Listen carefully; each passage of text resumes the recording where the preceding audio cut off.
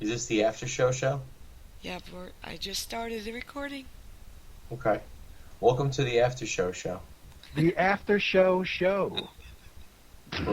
Where we talk bad about our guests No, and talk about technical issues. Yeah, I was going to say, hopefully we even talk. I don't know. You guys aren't hearing me. I'm hearing you.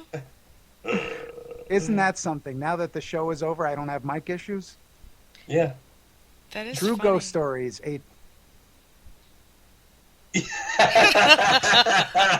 Adam goes out. Yep, there you go. There you go. Yeah. Wow.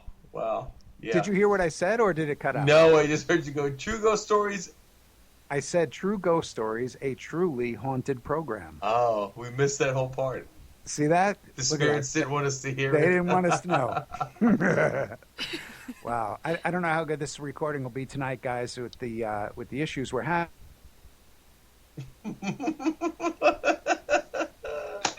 You just went out again, Adam, and I gotta...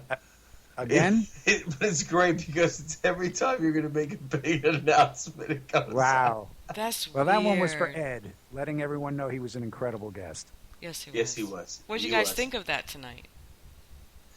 You know, it's like I said, I was very interested in what Ed had to say because he was coming at it as from a perspective of someone that was formerly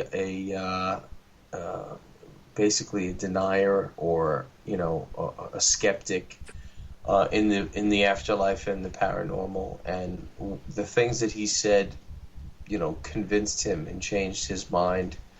I always find that interesting because it's easy, like we've discussed this before in the past, but it's easy to have someone that is ultra religious or a true believer in the paranormal just completely give in to any experience they have and chalk it up to something paranormal or what have you.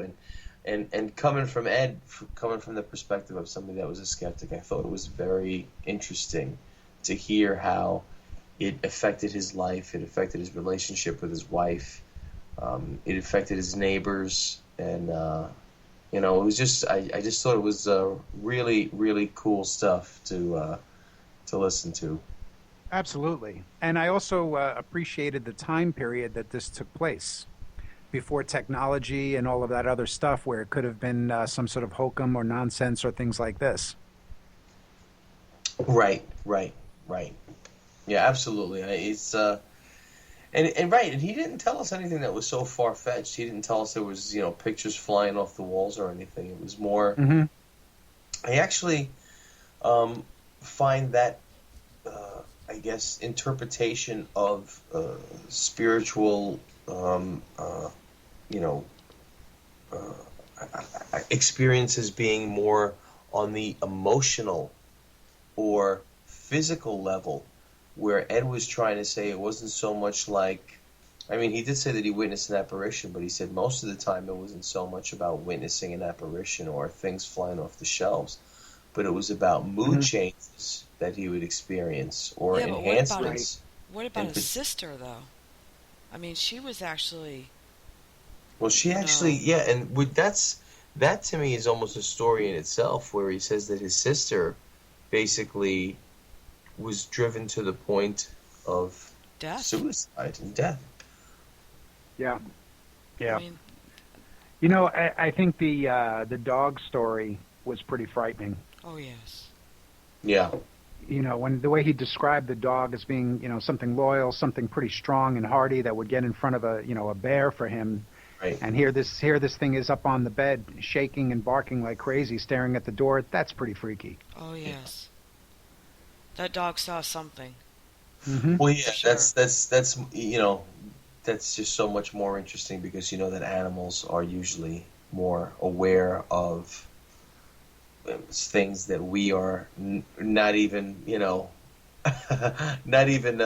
thinking about. And what's great is I think it's actually been proven that a dog will begin to wag its tail and get excited when you're like a half a mile from home. Really? Yeah, and it's been noted that pets have done that, and it's interesting, and I've actually kind of witnessed that myself with my dog. You know, the way that, I mean, he's no longer with us, but when he was alive, he would do that when his mom would come home. And I know that, and she would tell me that he would do that with me as well. He'd kind of be standing by the door, 10 minutes before I came home, which is really an interesting, it's almost like like animals can kind of read energy, or sense energy, and they just kind of know. And so yeah, when you see an animal doing something bizarre like barking at a wall or lying down and looking, kind of humbled at something, it should trigger some alarms at some point, Yeah, but does that mean it could be that it's something far away though? If a dog has that kind of a sense though? I would think so. Yeah, I would think. I mean, and when you say far away, I don't know how, what the definition of far away is. I mean, even if it's 100 feet, that's pretty far away. I don't know. But yeah, dogs are they do have that extra sense. And I found that interesting, and I've kind of seen that myself as well with animals. Act particularly strange, yeah, at particular times. Yeah, when they're barking in the air and there's nothing there. Yeah. Not even a bug, nothing there at all, but they're barking at something. Yeah. Right. And there's no dogs barking around you at all, so it's not that.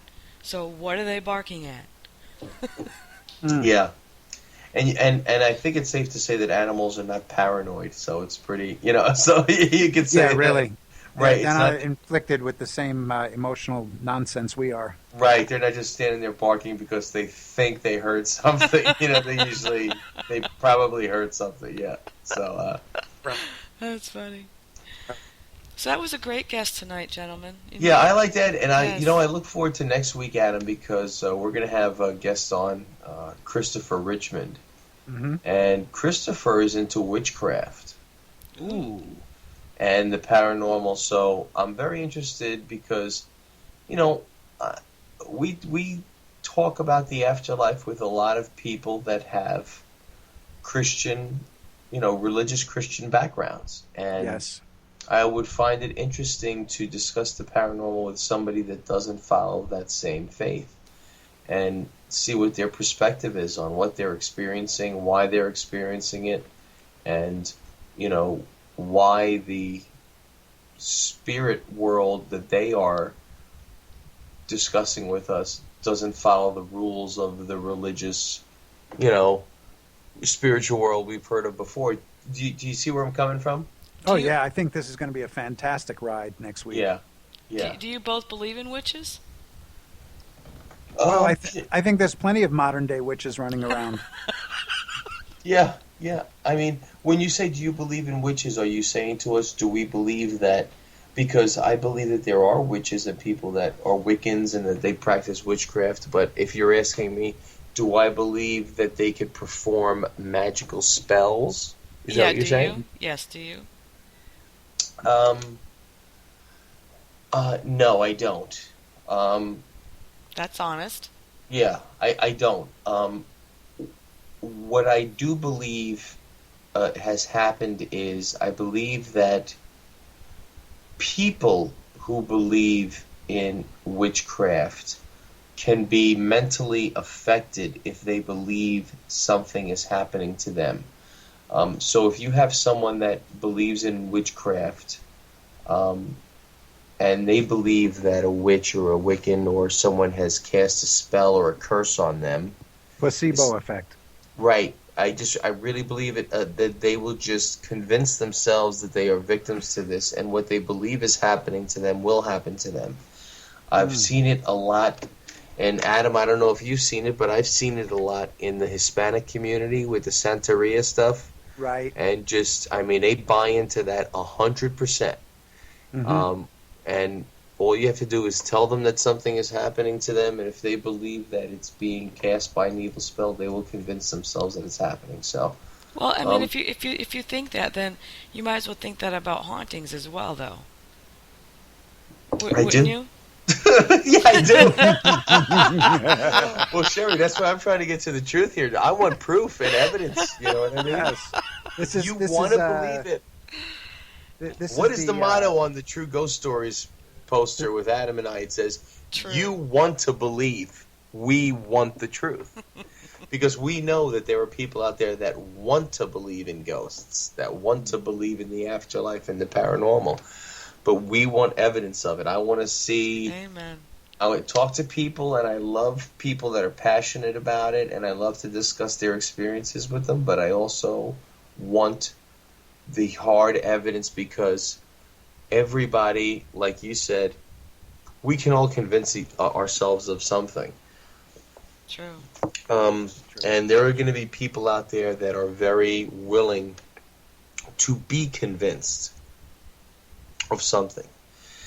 Yeah. And well, it's almost kind of along the lines of when Ed said that the paranormal investigator was open and the priest was closed. Right. Mm-hmm. So what do you think, Adam? Do you believe in witches? I was married to a witch. For real? For real. And I got an incredible son out of it. And No, Adam, that was... I just got it. I was going to say, I got an incredible son out of it, and some magic was performed. I was luckily divorced. Okay, now on a serious note. That's funny.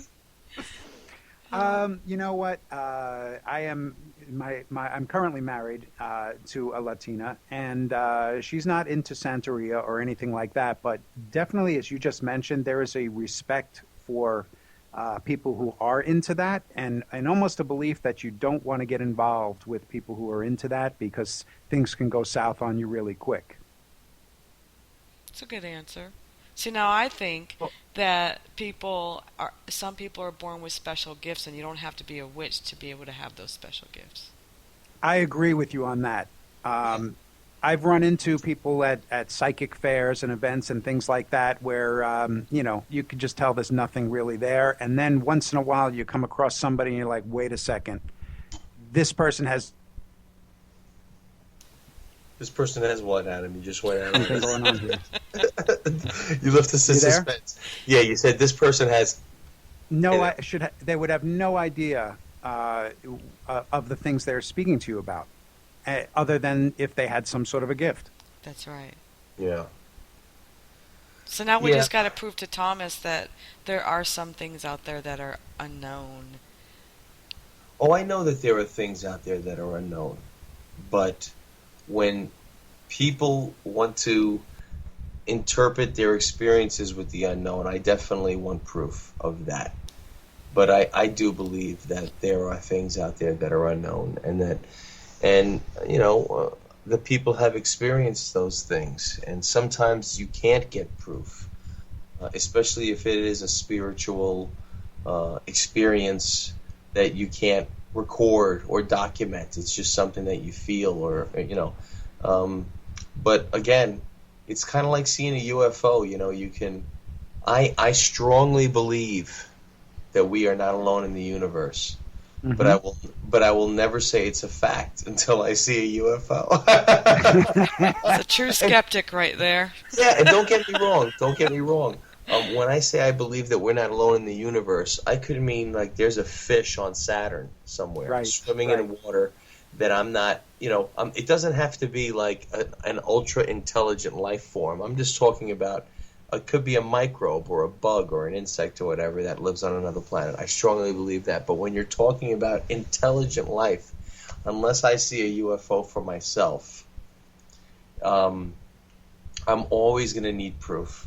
And I'm always going to be a skeptic about what I'm looking at when I do see the proof or when I do listen to the proof. And then when you get the proof, you're going to freak out, right?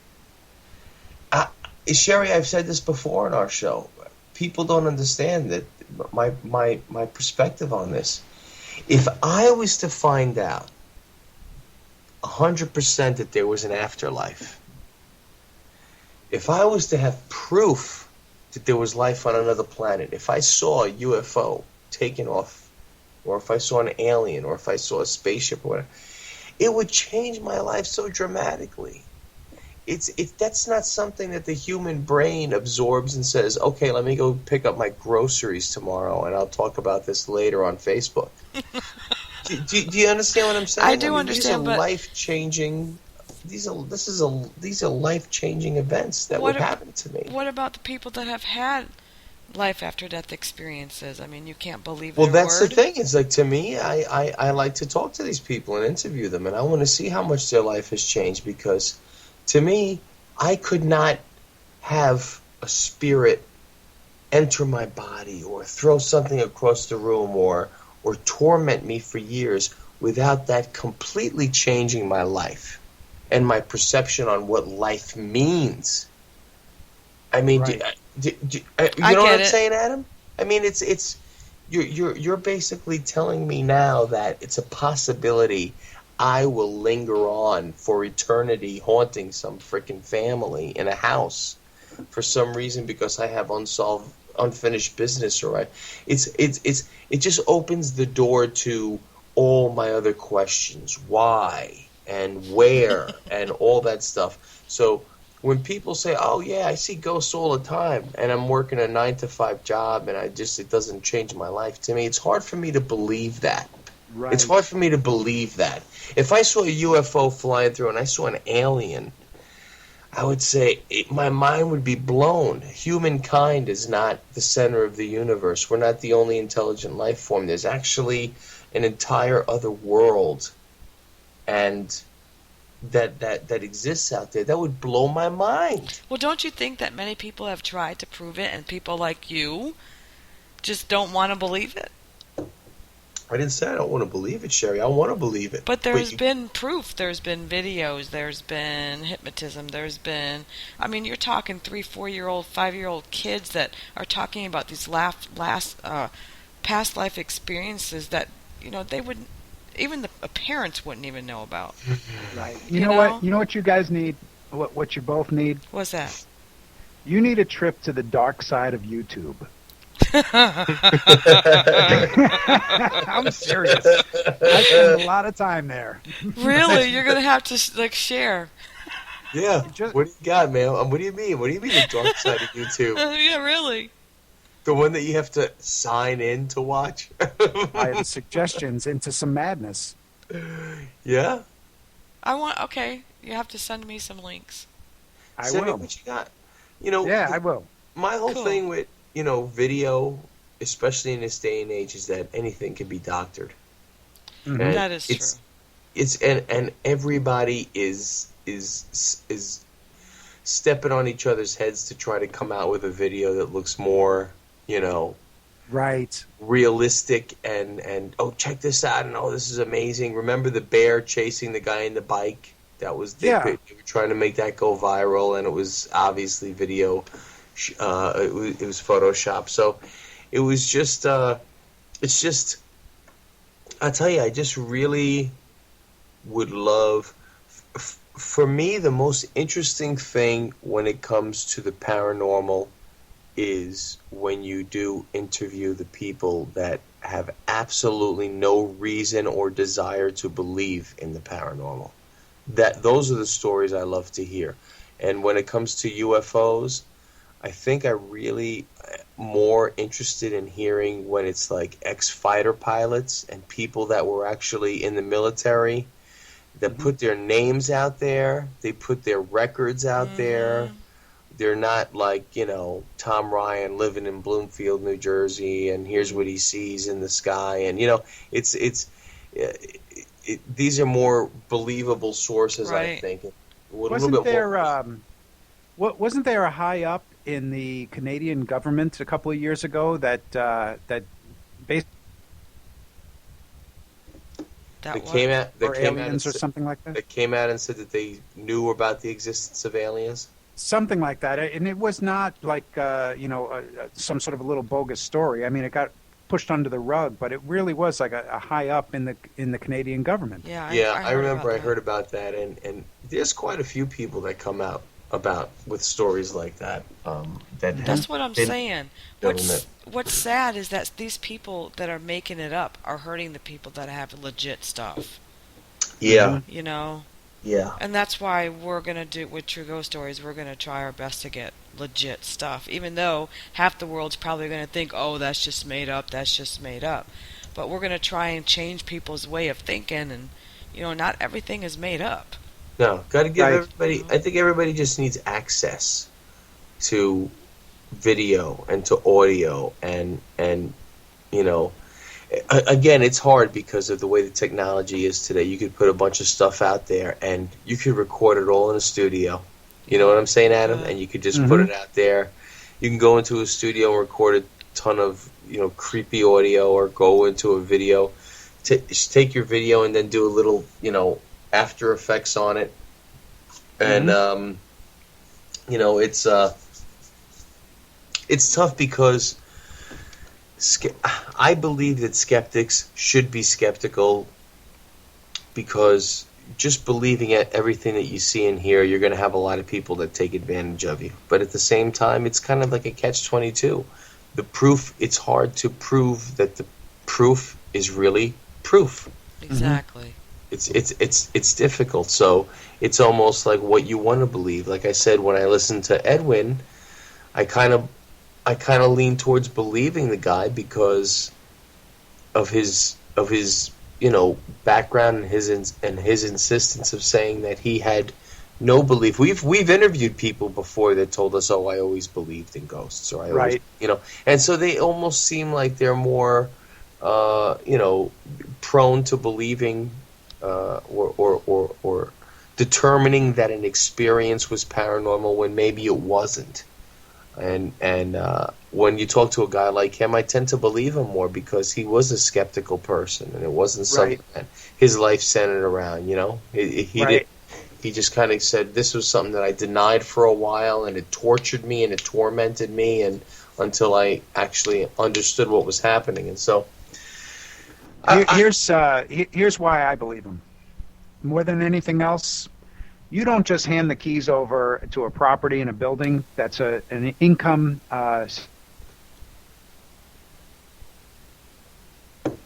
We lost you, Adam. Say that again. I'm sorry. I say, so you don't hand over the keys to somebody that's... Yeah, you don't hand over the keys to a property. You don't just hand that over to somebody and say, I'm out of here, it's all yours. Right. Who does that? Right. Not many people. Right. Yeah, a whole property at that. Process alone, I have a lot of belief in what this man just said. Oh, yes, definitely. It's crazy to know that those kind of things actually happen to people, though. Oh, yeah. Oh, yeah. I mean, bad stuff. I mean, the hauntings that I've experienced hasn't been bad like that. I mean, that's crazy. I mean, someone actually passed away because of it. Mm-hmm. That is crazy. That is crazy. I mean, that's got to be a demon or something. That can't be a spiritual human. It can't possibly be.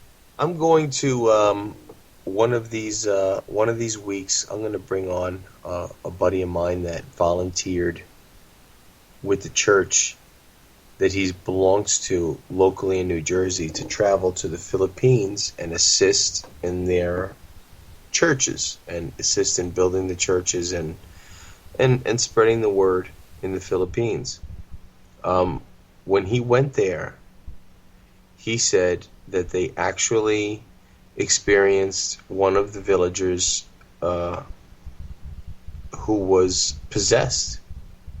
And they performed an exorcism on the villager, and it was not something that they knew how to do. It was not an organized exorcism. It was basically reciting the word of God over the person, whatever scriptures they used, whatever... the Cliff Notes. Yeah, that's what I would have used. That's what I would have used. But I'm going to have him on with us just to tell the story because, here it is again. This is a guy that's a friend of mine. I've known him for a while, and he's not somebody that is... He's not selling this story. He's not telling this story. This is something that he came back And I was talking to him, and I said, "How was your trip in the Philippines?" He said it was wild, and I said, "What happened?" And he said, "This happened," and he told me the story, and just about what he saw in the girl that was possessed. Now, again, he didn't see anything that was impossible. Mm-hmm.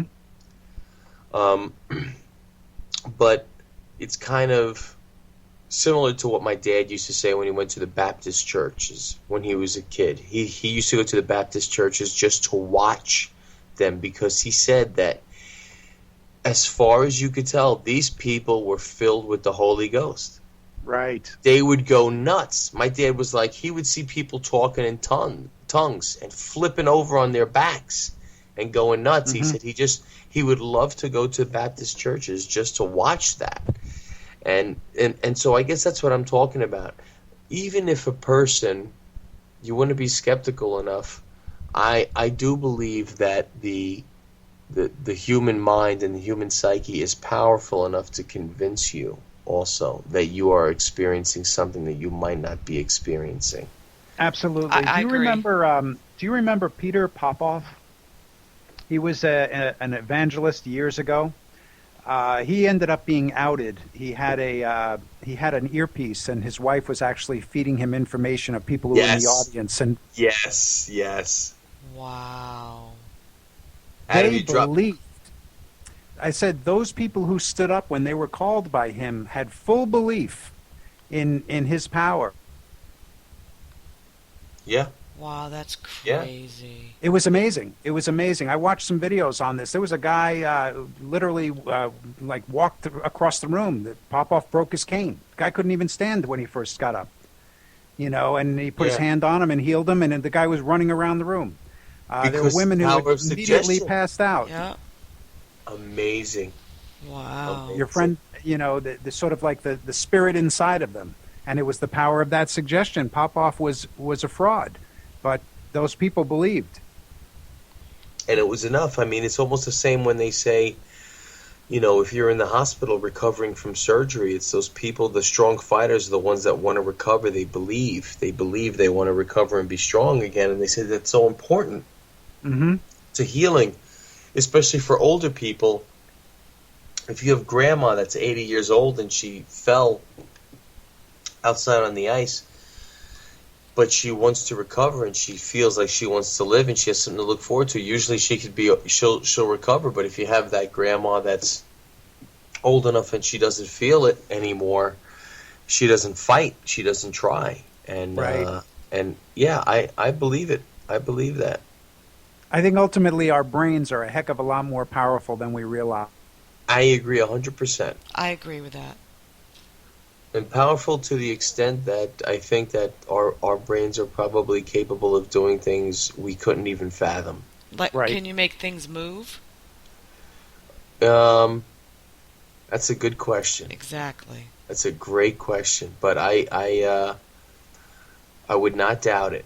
When you know how much of our brain we do not use, and they say what the potential of that percentage of the brain is, it's really very interesting to think about what somebody could do. We should get a Totally. scientist on, someone that does telepathy or telekinesis, someone that knows all about that kind of stuff. Yeah. Or we should get somebody on that just has an opinion about it. That's true. That might be a lot easier. That was a great wrap-up, guys. Thank you, Sherry. You're welcome. Have a great night, and you guys did a wonderful job. I'm very impressed. Yeah, great show, Adam. Great show, guys. Thank you so Definitely. much. And we'll All talk right. to you next week. Good night. Yep. Good night. Good night, guys. Next week. Bye.